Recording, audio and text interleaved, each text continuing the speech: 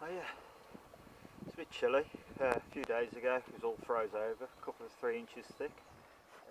Frozen over.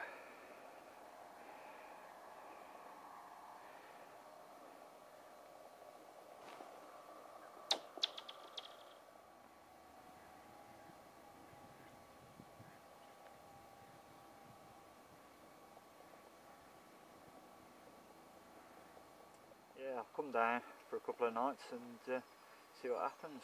It's been proven a tough nut to crack this winter, to be honest. Not many bites coming out at all. So while we're sat waiting for something to happen, I thought I'd take you through one of my favourite rigs. It's basically just a simple blowback rig, but every single element that I have on the rig is a little job to do. So instead of just saying I'll use this rig, I'll catch these fish, I'll try and go through every single element of my rig. So hopefully you'll see why I do the little touches on it like I do. Like what I've come to now with me blowback rig is after absolutely years of fine tuning, messing about, changing a bit of this, a bit of that, and coming up with the best I possibly can, you know, in that one rig, instead of I'll completely change an hook, or I'll completely change the hook length material, or you know, just change the rig altogether. I'll try and learn from the rig I'm using, and just change tiny bits as I go along if I need to. And basically every single part of my rig is like it is for a reason, and a very good reason. So I'll take you through my rig. Okay.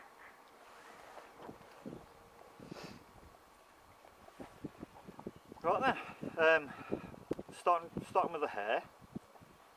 Well, I'll tell you what, actually, starting with the braid. It's missing link, completely stripped down because I fish in the silt, so I want it like supple. I don't want any stiff elements in my rig at all.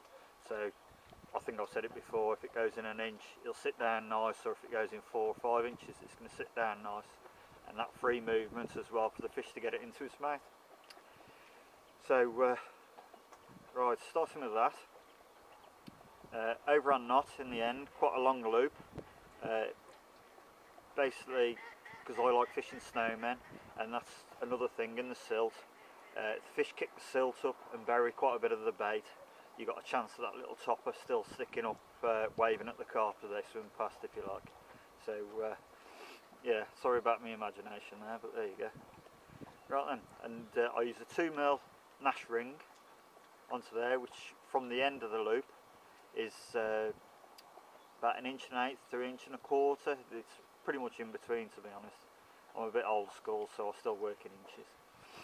The loop's quite large, so where the knot is, it stops the bottom bait moving around, like moving up and down the hair, so it almost locks it into place, and you got, you know, little 10mm pop up, or 10mm bottom bait for that matter.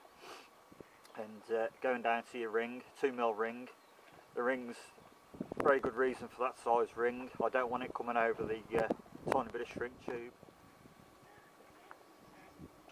So if a fish picks it up, no matter what fish it is, if that ring was larger and it blew it over the shrink tubing, there's a chance it could get stuck the wrong side of it and leave you there with a useless rig sat there all night.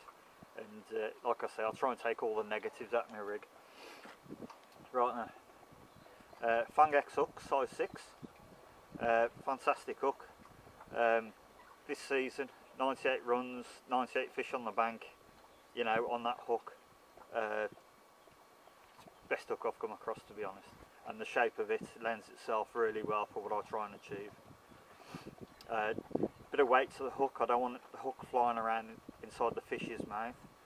I'll basically just tie that on knotless knot style. I want the ring opposite the barb, so basically it sits just like so. So that hook is just hanging, just nice.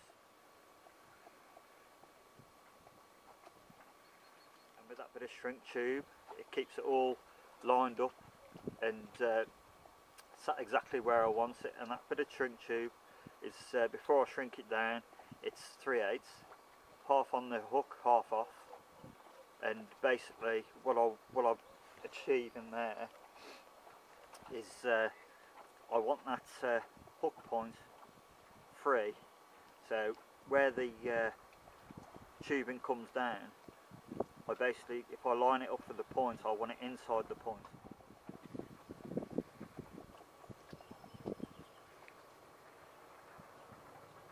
But there's a very good reason for that, and I'll show you with a couple of baits on.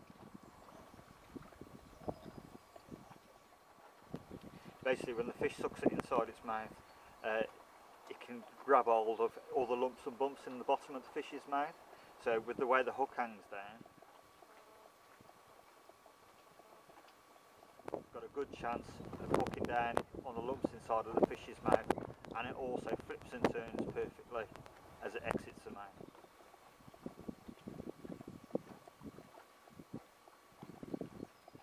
If you had more shrink tube on, basically what you're relying on then is the hook flipping and turning as it exits the mouth.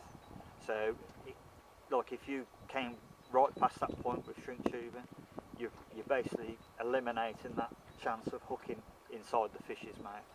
So I generally keep that short. That's the best way I find it, and you know, I get quite a few bites, so I'll stick with what if it ain't broke, don't fix it sort of thing. Right then, go down the hook length, tiny bit of putty, bit of Klingon putty. Basically it just helps the supple hook length sit down nicely onto the lake bed, and at the very end just a simple figure of 8 knot. Simple as that really is. Basically I have a loop in the end, figure of 8 knot loop in the end, so if I want to attach some chain reaction, little stringer, a little bag of chops, that type of thing, you know, it allows me to do that. So I can thread it on, put it on my quick clip, cast her out, and away she goes. So I can have rigs ready to go before I've even got the fish, if you've got a bite, if you see what I mean. I think it must be where the match fishing side of it comes in, but you know. Right then, yeah, and basically lengthwise,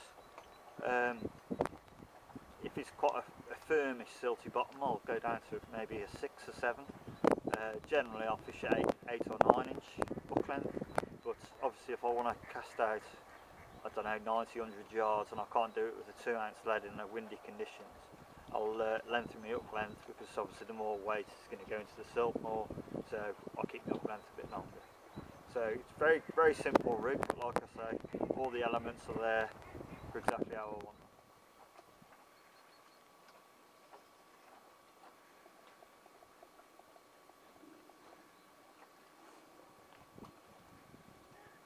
So there you go.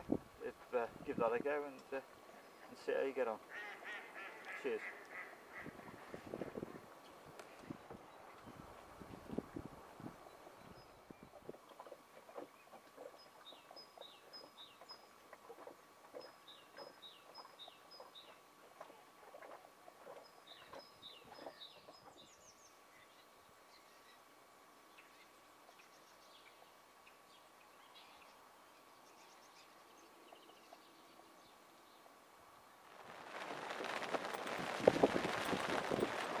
Then guys, about half an hour ago, I'm just literally trying to pack up actually, tipping it down with rain. I've still got the fish, I've had a fish, £20 2-ounce common, and absolutely minter, little stocky, real stocky little fish, and yeah, I'm got to get off today. I'm out with the wife tonight, so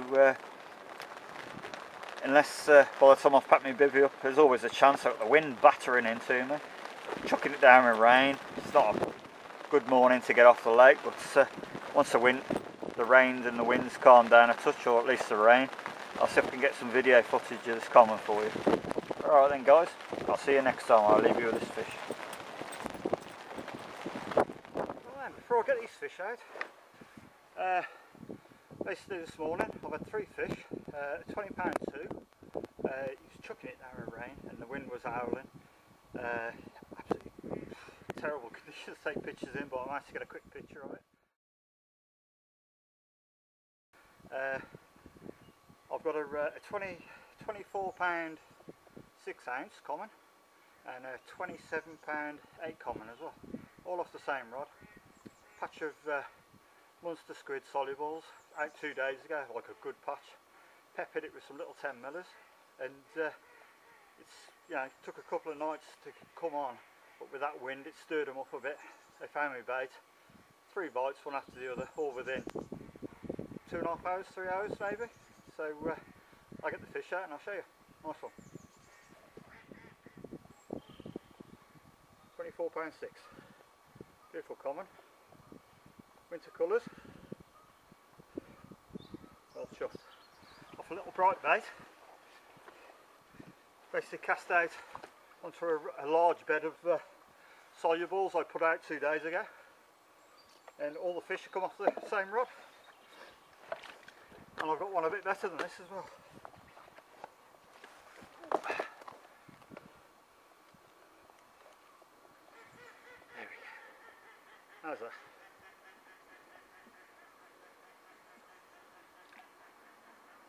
Bit of tail on that.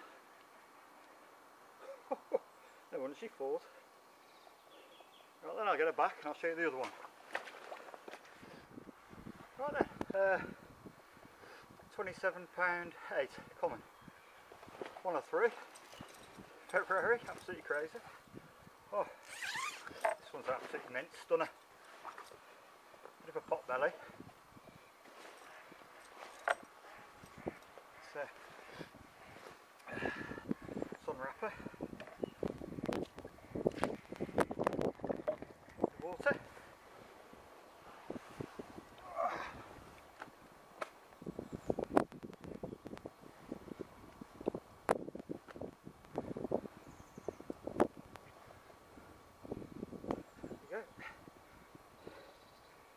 £27.8, February common.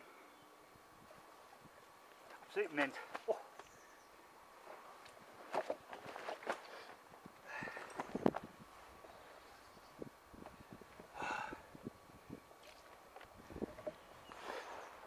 Fought like stink. Nearly went under the snag down to me right.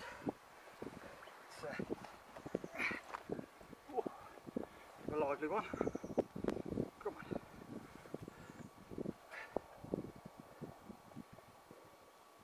£27.8, beautiful. Monster squid. The winter carp get any better than that. Whew. Let's nip her back out.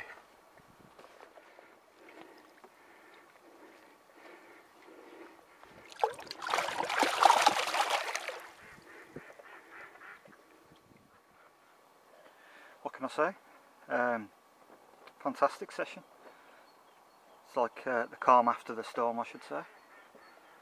I've got to pack up now anyway, but 3 hours of 3 bites, a bite an hour literally off the same rod.